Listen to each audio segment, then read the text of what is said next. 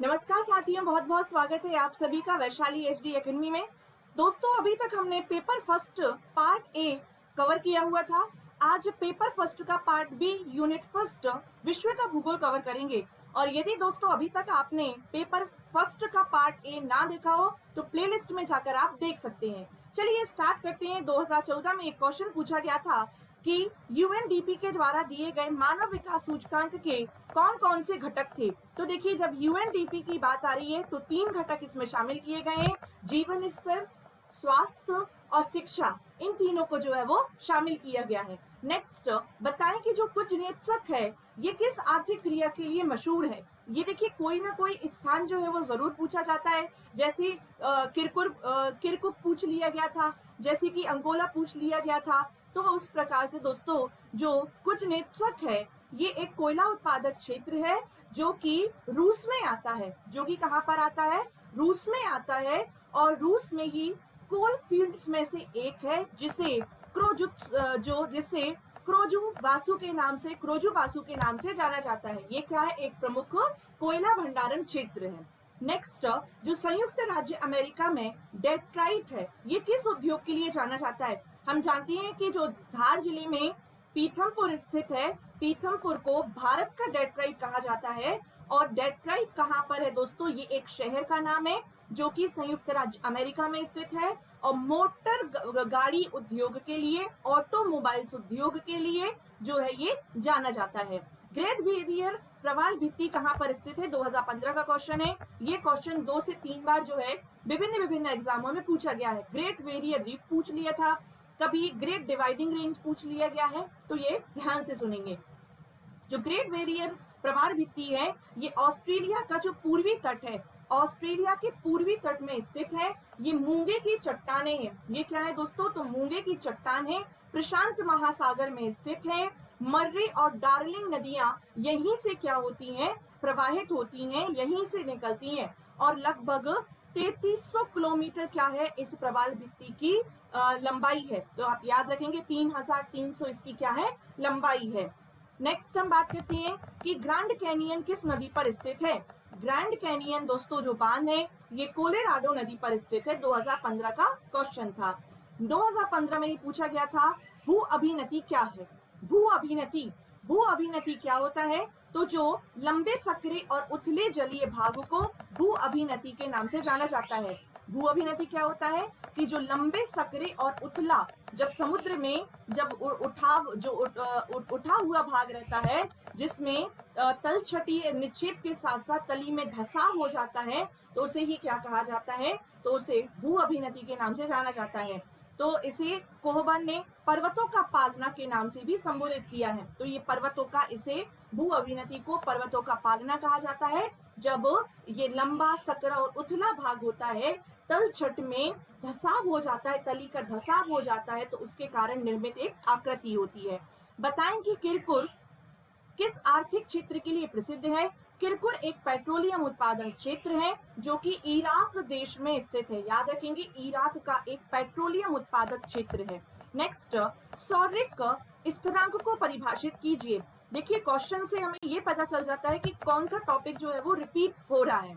तो जो सौरिक स्थिरांक होता है कि ऊर्जा की वह मात्रा होती है जहां पर दोस्तों प्रति मिनट हमें सूर्य की किरणों से समकोण बनाने पर प्रति इकाई क्षेत्रफल हमें प्रति मिनट प्राप्त होती है, उसे सौर स्थिरांक कहते हैं। कि या फिर नॉर्मल शब्दों की बात करें तो ऊर्जा की वह मात्रा जो हमें प्रति इकाई क्षेत्रफल में सौर्य विकिरण से प्राप्त होती है, इसकी इकाई क्या होती है? तो इसकी इकाई जो है वो लेंजली होती है। सौर्य स्थिरांक की इकाई क्या होती है? तो लेंजली होती है। Next, great dividing range. देखिए, फिर से क्वेश्चन पूछ लिया गया था। ऑस्ट्रेलिया के पूर्वी तट पर स्थित एक प्रवाल भित्ति है ग्रेट डिवाइडिंग रेंज जो कि प्रशांत महासागर में स्थित है, जिसकी लंबाई 3300 है और ये मूंगे की चट्टानों से बनी हुई है। नेक्स्ट, प्रशांत महासागर का ज्वालाव्रत क्या है। देखिए, प्रशांत महासागर में विश्व के 2/3 ज्वालामुखी आते हैं, भूकंप आते हैं, क्योंकि जहां ज्वालामुखी आते हैं वहां भूकंप आने की संभावना ज्यादा होती है। जहां भूकंप आते हैं वहां पे सुनामी आने की संभावना ज्यादा होती है।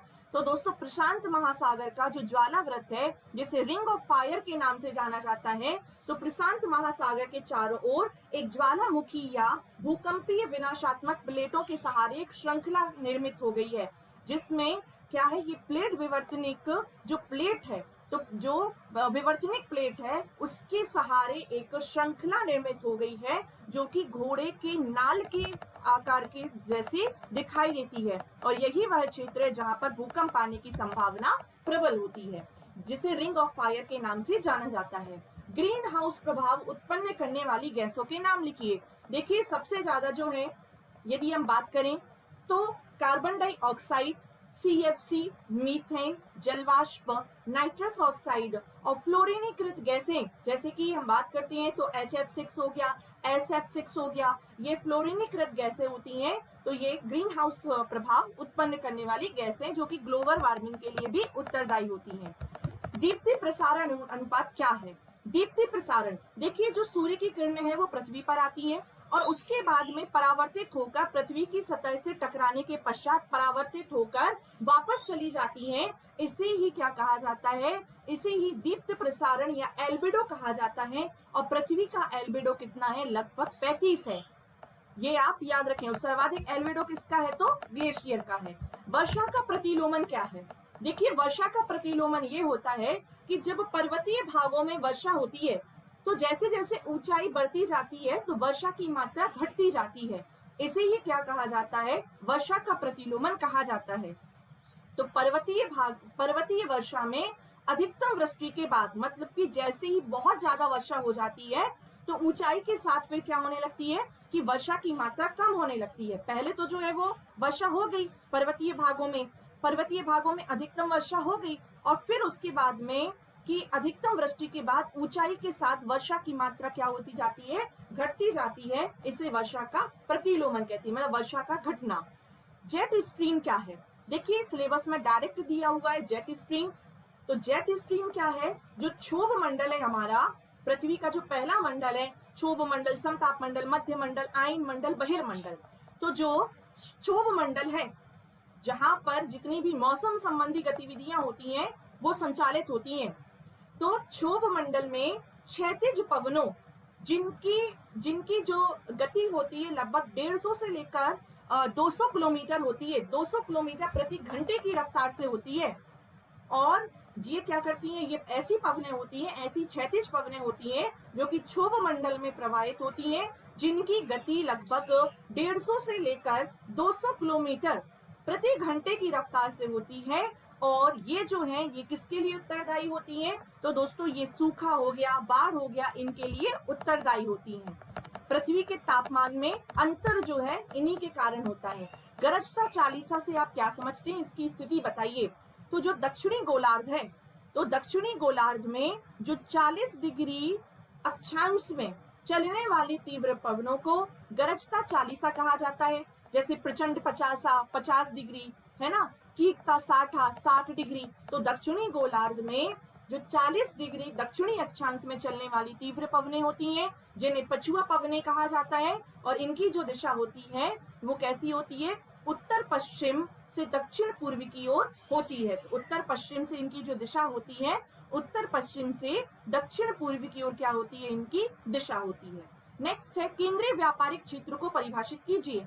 केंद्रीय व्यापारिक क्षेत्र कि ऐसा भूभाग जहां पर क्या होता है? विभिन्न व्यापारिक क्रियाकलाप, जैसे कि इमारतें भी होंगी, परिवहन भी होगा, है ना, कच्चे माल की ढलाई भी होगी। इन सभी को सम्मिलित रूप से क्या बोला जाता है? केंद्रीय व्यापारिक क्षेत्र कहा जाता है। जैसे कि इंदौर का राजवाड़ा हो गया, या सूरत की बात करें, अहमदाबाद की बात करें, नागपुर हो गया, मुंबई हो गया, ये क्या है? प्रमुख केंद्रीय व्यापारिक क्षेत्र है। एटॉल क्या है? एटॉल तो दोस्तों ये लक्षद्वीप में देखिए, लक्षद्वीप क्या है? एक एटॉल का उदाहरण है, जिसमें क्या है कि घोड़े के नाल के समरूप एक समूह को क्या कहा जाता है? एटॉल के नाम से जाना जाता है। जो घोड़े के नाल के आकार के समरूप द्वीप जो हैं उन्हें एटॉल के नाम से जाना जाता है। संप्राय भूमि क्या है? संप्राय भूमि, तो संप्राय भूमि ये नदी के द्वारा जब नदी जो है वो मैदानी भाग में प्रवेश करती है तो अपनी अपर्दन क्रिया के स्वरूप मैदानों का निर्माण करती है, जिन्हें संप्राय मैदान के नाम से जाना जाता है, जिन्हें जैसे कि भारत का अरावली क्षेत्र। तो सबसे पहले क्या होगा, संप्राय मैदान क्या है, तो ये नदियों के द्वारा निर्मित भूमि है या मैदान है। नदी की अपर्दन क्रिया के फलस्वरूप जब नदी जो है, नदी का जो जल है वो विभिन्न भागों तक फैल जाता है और एक मैदान का रूप धारण कर लेता है, जिसे संप्राय मैदान के नाम से जाना जाता है। नेक्स्ट क्वेश्चन की बात करते हैं। देखिए 3 मार्कर आपके रिपीट होते रहते हैं, अपसौर, उपसौर, आगे हम देखेंगे, है ना। नेक्स्ट हमारा क्या क्वेश्चन है वो देख लेते हैं। इन्हें आप ध्यान से एक बार जरूर पढ़ लें, आपको पैटर्न भी जो है वो समझ में आ जाता है। लू क्या है, लू तो जो उष्ण कटिबंधीय क्षेत्र है, जैसे कि देखिए अभी वर्तमान में भी जो है वो लू चल रही है कि हमारा जो मध्य भारतीय क्षेत्र है, हमारा चूंकि भारत क्या है, उष्ण कटिबंधीय क्षेत्र में अवस्थित है ना। और उत्तर भारत की बात करें तो उत्तर भारत में क्या चलती है, गर्म हवाएं चलती हैं, जिन्हें क्या कहा जाता है, लू कहा जाता है ना। जैसे कि इन्हें विभिन्न विभिन्न स्थानों पर अलग अलग नाम से जो है वो जाना जाता है, आम्रपाली कहा जाता है ना। तो नेक्स्ट अब हम बात करते हैं, तो ये आपको याद रखना, उत्तर भारत में मई जून में चलने वाली हवाएं होती हैं, उष्ण कटिबंधीय क्षेत्रों में गर्मी में चलने वाली हवाएं, जो कि विशेष स्थान विशेष की क्या रखती हैं, विशेषताएं रखती हैं। भूकंप की तीव्रता को मापने वाला यंत्र 2020 का क्वेश्चन है। सिस्मोग्राफी या रिएक्टर स्केल, जिसका आविष्कार किसके द्वारा किया गया था, रिएक्टर महोदय के द्वारा किया गया था वर्ष 1935 में। भूकंप की तीव्रता जो है वो रिएक्टर स्केल से और सिस्मोग्राफी से, भूकंप किससे मापा जाता है, सिस्मोग्राफी से जो है वो मापा जाता है, और भूकंप की तीव्रता को रिएक्टर स्केल के माध्यम से नापा जाता है। सेन जुआन नदी किस देश से होकर बहती है, तो ये संयुक्त राज्य अमेरिका से होकर बहती है। जो BW चिन्ह है किस प्रकार की जलवायु क्षेत्र को प्रदर्शित करता है। दोस्तों आपको विश्व के जलवायु क्षेत्र और भारत के जलवायु क्षेत्र दोनों के दोनों बहुत अच्छे से याद रखना है। मध्य प्रदेश में कृषि जलवायु 11 कृषि जलवायु क्षेत्र आपको वो याद रखना है, इनसे एक ना एक क्वेश्चन आ सकता है और आता ही है। तो BW जो चिन्ह है ये मरुस्थलीय जलवायु को प्रदर्शित करता है। शहर फैलाव क्या है, शहर फैलाव मतलब कि ये है कि ऐसी घटना जहां पर शहरी क्षेत्र का लगातार यादृच्छिक रूप से क्या होता है, बाहरी किनारों में फैलना या फैलाव ही क्या कहलाता है, शहरी फैलाव के नाम से जाना जाता है। इसका कारण क्या आता है, जैसे जैसे जनसंख्या वृद्धि होती है, जैसे जैसे जनसंख्या दबाव बढ़ता है, जैसे जैसे संसाधनों में वृद्धि होती जाती है, संसाधनों पर दबाव बढ़ता है, तो जिसके कारण क्या होता है, शहरी क्षेत्र का अपने बाहरी किनारों पर बढ़ना शहरी फैलाव कहलाता है। दरार घाटी क्या होती है, दरार घाटी जैसे कि नर्मदा घाटी, ताप्ती घाटी, दामोदर घाटी, क्या होती है दरार घाटी। दरार घाटी ये होती है कि जब दो भ्रंशों के नीचे चट्टानी स्तंभ जो है ये इसका धस जाना क्या कहलाता है, ये दरार घाटी कहलाता है। और ये क्यों होता है, तनाव मूलक बल के कारण। तनाव मूलक बल के कारण दो भूखंड जो है वो विपरीत दिशा में क्या हो जाती है, देखिए ये यहाँ पर खिसक रहा है, ये यहाँ पर बल लग रहा है, तनाव मूलक बल लग रहा है, इसका इस साइड लग रहा है, इसका इस साइड लग रहा है, तो ये जो भाग है ये इस साइड खिसक जाएगा, ये जो भाग है इस साइड खिसक जाएगा, और जो बीच का जो भाग हो जाएगा जिसके कारण गहरी और सक्रिय घाटी का निर्माण हो जाएगा, जिसे दरार घाटी के नाम से जाना जाता है। तो इसकी परिभाषा क्या आएगी, तनाव जनित बल के कारण या तनाव मूलक बल के कारण विपरीत दिशा में किसी दो भूखंडों का विपरीत दिशा में खिंचाव के कारण सक्रिय और गहरी घाटी का निर्माण होना, जैसे कि नर्मदा और ताप्ती। अपसौर और उपसौर में अंतर। अपसौर मतलब होता है कि पृथ्वी और सूर्य अधिकतम दूरी पर है, तो मतलब ये आ रहा है ना, तो आ से आप याद रखेंगे अधिक, जो कि 4 जुलाई को ये घटना होती है जब पृथ्वी और सूर्य जो है वो अधिकतम दूरी पर स्थित होते हैं, उसे अपसौर कहा जाता है। जब सूर्य और पृथ्वी न्यूनतम दूरी पर स्थित होते हैं उसे उपसौर के नाम से जाना जाता है। ये घटना जो है अपसौर ये 4 जुलाई को निर्मित होती है, और उपसौर की जो घटना है ये 3 जनवरी को निर्मित होती है, जिसमें पृथ्वी और सूर्य की जो दूरी होती है अधिकतम कितनी होती है, तो लगभग 15 करोड़ किलोमीटर होती है, और उपसौर में जो है 14 करोड़ किलोमीटर की दूरी पर पृथ्वी और सूर्य होते हैं। तो ये अपसौर और उपसौर देखा हमने। नेक्स्ट, आरोही और अवरोही पवनों में अंतर। आरोही पवने और अवरोही पवने, देखिए यदि हम बात करते हैं जो है ना कि ये आरोही पवने जो हैं ये दिन में प्रवाहित होती हैं, और अवरोही पवनें जो होती हैं ये रात में प्रवाहित होती हैं। ये पवनें ढाल से चोटी की ओर, देखिए ये क्या है, कोई पर्वतीय क्षेत्र है, सबसे पहले समझ लेते हैं ये क्या है, कोई पर्वतीय क्षेत्र है। और जब ढाल से ये चोटी की ओर, मतलब कि ये नीचे से जब ऊपर की ओर प्रवाहित होती हैं तो उन्हें क्या कहा जाता है, आरोही पवनें। और जब चोटी से ढाल की ओर जो है प्रवाहित होती हैं पवनें, उसे अवरोही पवनें के नाम से जाना जाता है। इन्हें अप स्लोप फ्लो कहा जाता है, इन्हें डाउन स्लोप फ्लो के नाम से जाना जाता है। तो ये आप याद रखेंगे। जो आरोही पवनें हैं ये कैसी होती हैं, जो ढाल से चोटी की ओर प्रवाहित होती है, मतलब नीचे से ऊपर की ओर जाती हैं और दिन के समय होती हैं, याद रखेंगे। अश्व अक्षांश से आप क्या समझते हैं, अश्व अक्षांश, जब भी अश्व अक्षांश की बात होती है तो हमें कौन सा याद आता है दोस्तों, यदि हम बात करें तो पछुआ पवनें, व्यापारिक पवनों वाला जो क्षेत्र है, बीच वाला क्षेत्र है, वो याद आता है। तो अश्व अक्षांश जो है भूमध्य रेखा से 30 से 35 डिग्री उत्तरी और दक्षिणी, तो ये आपको जरूर याद रखना है, 30 डिग्री से 35 डिग्री उत्तरी और दक्षिणी दोनों गोलार्धों में पाए जाने वाला एक उपोष्ण कटिबंधीय उच्च वायु दाब पेटी है। कौन सा, तो 30 से 35 डिग्री उत्तरी और दक्षिणी दोनों गोलार्धों में पाए जाने वाला एक उपोष्ण कटिबंधीय उच्च वायु दाब पेटी है, जो कि है पछुआ पवनें और व्यापारिक पवनों का बीच का क्षेत्र होता है और काफी शांत जो है वो क्षेत्र होता है, जिसे अश्व अक्षांश के नाम से जाना जाता है। 3 मार्कर का क्वेश्चन है। क्रेटर झील को परिभाषित कीजिए। क्रेटर झील, लोनार झील याद आ जाती है, महाराष्ट्र, भारत के महाराष्ट्र में स्थित लोनार झील क्रेटर झील का उदाहरण है।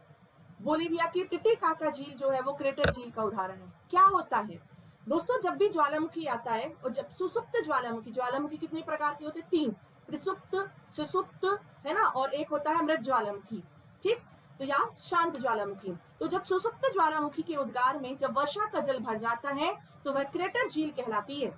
क्रेटर झील क्या है, जैसे ही ज्वालामुखी उद्गार हुआ और ज्वालामुखी उद्गार में जब वर्षा हुई और वर्षा का जल भर गया, इसे क्या कहा जाता है, क्रेटर झील के नाम से जाना जाता है। जैसे कि भारत की लोनार झील जो है ये क्रेटर झील का उदाहरण है। नेक्स्ट, अपभू और उपभू में अंतर बताइए। अपभू, जैसे अभी हमने उपसौर और अपसौर को देखा था, वैसे ही अपभू और उपभू है। अपभू मतलब कि अधिक, उपभू मतलब कि निकट।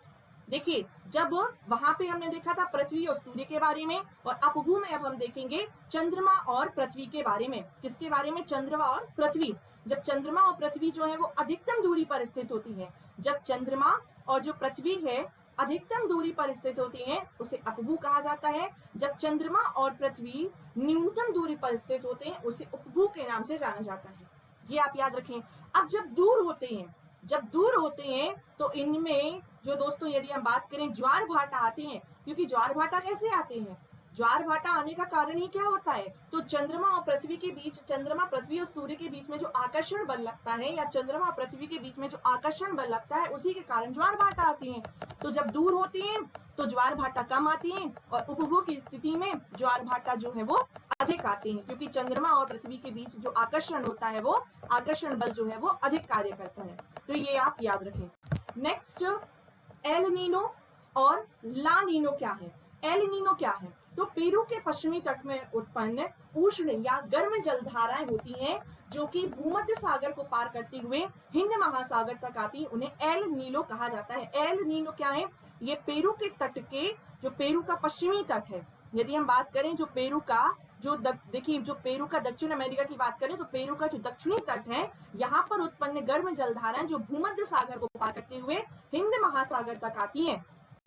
जो ला नीनो क्या है, ये एल नीनो की विपरीत परिस्थिति आ जाती है। ये जो एल नीनो है ये गर्म जलधारा है, ला नीनो जो है वो ठंडी जलधारा है, जो कि क्या करती है, जो कि दोस्तों आपको याद रखना है कि एल नीनो के विपरीत एक ठंडी जलधारा है, और जो समुद्र की सतह का तापमान को कम करती है, और बाढ़ और सूखा जो है वो इन्हीं के प्रभाव के कारण आता है। नेक्स्ट, अपभू और उपभू, ज्वार। तो अभी हम पढ़कर आए थे, अपभू में क्या होगा, जब चंद्रमा और पृथ्वी जो है ये अधिकतम दूरी पर होती हैं, तब यहाँ पर क्या लगता है, इनकी आकर्षण जो बल लगता है वो कम लगता है, जिसके कारण निम्न ज्वार आते हैं। उपभू ज्वार ऐसे ज्वार होते हैं जहाँ पे चंद्रमा और पृथ्वी पास में होते हैं, जब चंद्रमा और पृथ्वी पास हैं तो इनके मध्य आकर्षण बल अधिक लगेगा, आकर्षण बल अधिक लगेगा तो उच्च ज्वार जो है वो आती है। गुप्त ऊष्मा क्या है ना? तो गुप्त ऊष्मा क्या है कि जब एक पदार्थ की भौतिक अवस्था से दूसरी भौतिक अवस्था में परिवर्तन, जब कोई पदार्थ एक भौतिक अवस्था से दूसरी भौतिक अवस्था में परिवर्तित हो जाता है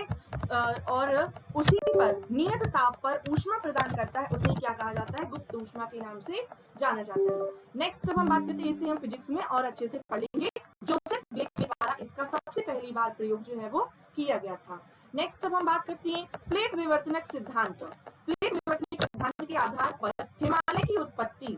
तो जो प्लेट विवर्तनिक सिद्धांत है तो हेनरी हेस के द्वारा दिया गया था। किसके द्वारा दिया गया था? हेनरी हेस महोदय के द्वारा प्लेट विवर्तनिक सिद्धांत दिया गया था और हिमालय की उत्पत्ति को बताया गया था। देखिए यदि हम बात करें तो विभिन्न प्रकार की, देखिए 7 प्लेटें जो हैं वो पृथ्वी पर कितनी 7 प्लेटें विद्यमान हैं और ये कहा गया कि जब यूरेशियाई प्लेट जो है वो भारतीय प्लेटों के बीच में क्या हुआ? टकराव हुआ।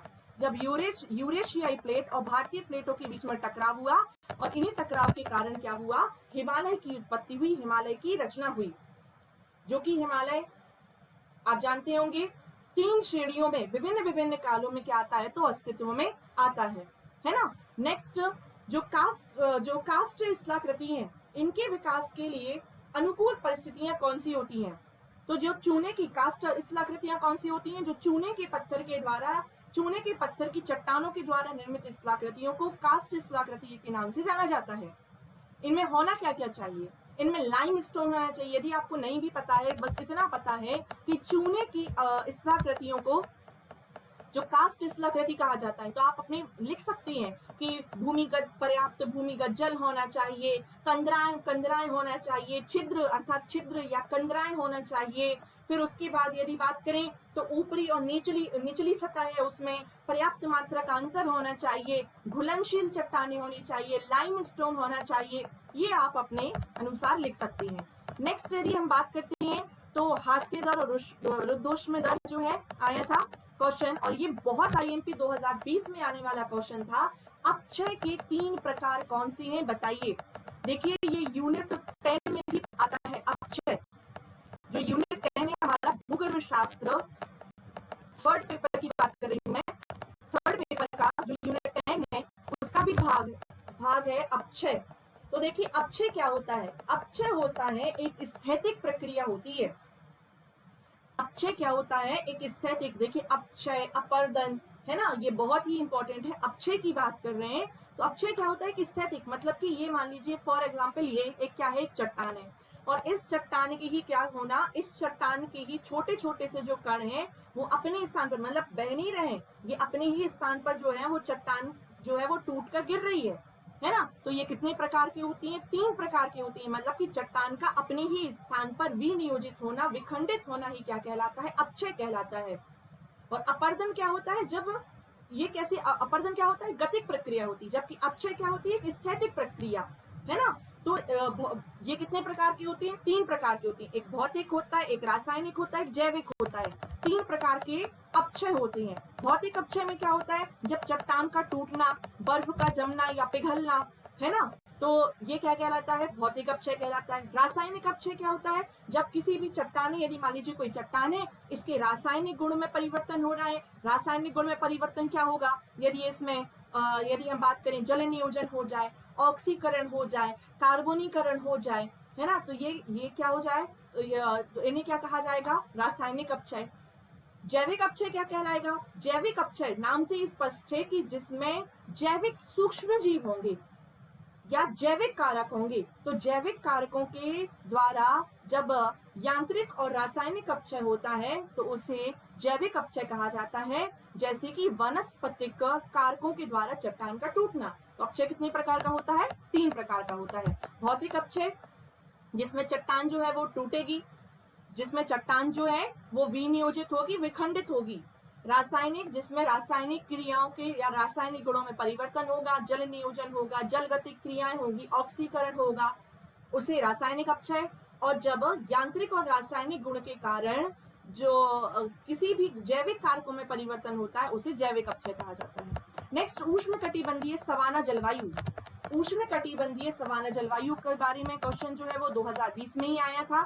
उष्ण कटिबंधीय सवाना जलवायु ऐसे क्षेत्र होते हैं, उष्ण कटिबंधीय सवाना जलवायु वाले ऐसे क्षेत्र जहां पर दोस्तों विरल वन होते हैं, जहां पर ज्यादा वन नहीं होते हैं, और लगभग कोपेन के अनुसार जहां पर उच्च वर्ष भर, देखिए जहां पर वर्ष भर उच्च तापमान रहेगा तो वनस्पतियां कैसी हो जाएंगी, घास बन जाएंगी वनस्पतियां, क्योंकि वहां पर वर्षा भी कम हो रही है, तापमान उच्च रहा है, शुष्क वहां पर मौसम है, तो जहां पर वन जो है वो कम होंगे, व्यापारिक पवनें और प्रचलित पवनें कैसी होंगी, यहाँ पर बहती तो होंगी, लेकिन यहाँ पर संक्रमणकालीन जलवायु क्षेत्र होगा, विरल वनों की क्या होगी, उपस्थिति होगी। तो आप कोई भी जब आपसे जलवायु क्षेत्र के बारे में पूछा जाए तो वहां पर मृदा कैसी होगी, वर्षा कैसी होगी, तापमान कैसा होगा, ये आप बता सकते हैं। अब नेक्स्ट क्वेश्चन है, महासागरीय निक्षेपों का स्रोत के आधार पर वर्णन कीजिए। महासागरीय निक्षेपों का वर्णन, स्थलजात निक्षेप और सागरीय निक्षेप, ये आप देख सकते हैं। स्थलजात निक्षेप जिसमें नदियां, हिमानी, वायु का आच्छादन और अपरदन आता है, डेन्यूडेशन और इरोजन आता है, और सागरीय निक्षेप में क्या आता है, जिसमें जैविक और अजैविक निक्षेप आता है। इसको आप और भी विभिन्न स्रोतों से देख सकते हैं। नेक्स्ट, प्लेट विवर्तनिक सिद्धांत पूछा गया था, प्लेट विवर्तनिक सिद्धांत पूछा गया था। इसके अलावा उष्णकटिबंधीय चक्रवातों की उत्पत्ति के बारे में पूछा गया था। ये 2020 का क्वेश्चन है। क्या है उष्णकटिबंधीय चक्रवात? देखिए जो चक्रवात होते हैं, ये जो चक्रवात होती हैं, ये निम्न अक्षांशों में उष्णकटिबंधीय चक्रवातों का सबसे ज्यादा प्रभाव होता है। जहां पर गर्म सागर है, जहां पर ITCZ वाला क्षेत्र है, जहां पर गर्म सागर वाला क्षेत्र है, वहां पर दोस्तों निम्न अक्षांशों में उष्णकटिबंधीय चक्रवात ज्यादा आते हैं। और या फिर हम ऐसा कहें कि कर्क रेखा और मकर रेखा के बीच में उत्पन्न होने वाले चक्रवातों को उष्णकटिबंधीय चक्रवात कहा जाता है। अब इनकी उत्पत्ति कैसे होती है, पूछा क्या गया है कि इनकी उत्पत्ति, तो सबसे पहले यही बता देना है कि उष्णकटिबंधीय चक्रवात कहाँ पर आती है, तो कर्क रेखा और मकर रेखा के जो बीच वाला क्षेत्र है, जहां पर गर्म सागर होता है, गर्म सागर है तो निम्न वायुदाब का क्षेत्र होता है, यहाँ पर उष्णकटिबंधीय चक्रवात आते हैं।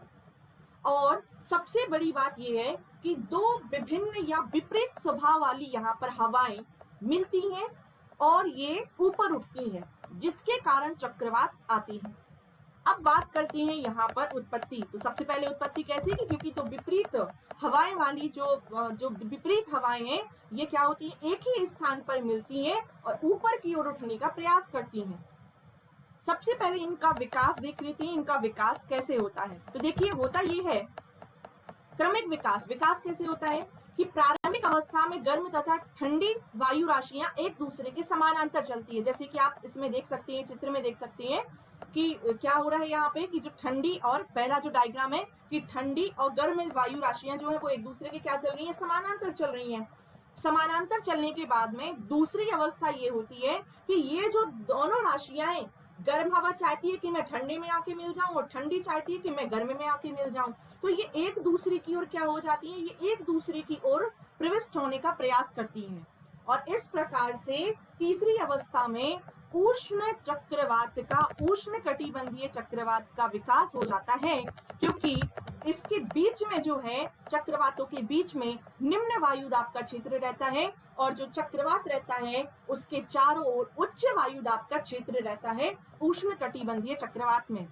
और इसके विपरीत यदि शीत कटिबंधीय चक्रवात रहता है तो ये स्थिति विपरीत हो जाती है। तो ये आपको याद रखना है। होता क्या है इसमें कि सबसे पहले दो ठंडी हवा, एक गर्म हवा जो है वो एक दूसरे के समानांतर चलती है। फिर ये दोनों जो हवाएं हैं ये एक दूसरे में प्रविष्ट होने का प्रयास करती हैं, और जैसे ही एक दूसरे में प्रविष्ट होने का प्रयास करती हैं तो जो बीच का क्षेत्र आता है, जिसे क्या कहा जाता है, चक्रवात की आंख या चक्रवात का चक्षु कहा जाता है, यहाँ पर निम्न दाब, और केंद्र में मतलब क्या होता है, चक्रवात में निम्न दाब होता है और बाहर की ओर जो है वो उच्च दाब होता है। और इस कारण उष्ण कटिबंधीय जो चक्रवात हैं वो ऊपर की ओर उठ जाती हैं। ठीक है, ये आपको याद रखना है। इनकी कुछ विशेषताएं होती हैं कि उष्णकटिबंधीय चक्रवातों की जो गति होती है वो 32 किलोमीटर प्रति घंटे से 120 किलोमीटर प्रति घंटे तक चलती हैं। ये सदैव गतिशील नहीं होते, एक ही स्थान पर, कभी कभी एक ही स्थान पर ये क्या करती हैं, कई दिनों तक वर्षा करती हैं। इनकी आकृति कैसी होती है उष्णकटिबंधीय चक्रवातों की? वृत्ताकार होती है, अंडाकार होती है। इनमें समताप रेखाएं जो होती हैं उनकी संख्या बहुत ही कम होती है। तो ये आपको याद रखनी है कि ये जो चक्रवात हैं कि इनका जो व्यास होता है वो 80 से लेकर 300 किलोमीटर तक होता है। इनमें समताप रेखाएं कैसी होती हैं, तो कम होती हैं, और ये जो है वो एक ही स्थान पर रहकर उष्णकटिबंधीय चक्रवात कई दिनों तक वर्षा करती हैं। अब आता है क्वेश्चन, पवनों के मुख्य प्रकार बताइए और उनकी उत्पत्ति पर प्रकाश डालिए। 2020 का क्वेश्चन था। पवने क्या आ जाता है? क्षैतिज रूप से गतिशील हवा को पवन कहा जाता है। क्या कह रहे हैं? जो क्षैतिज रूप से, 1 मिनट का टाइम दें।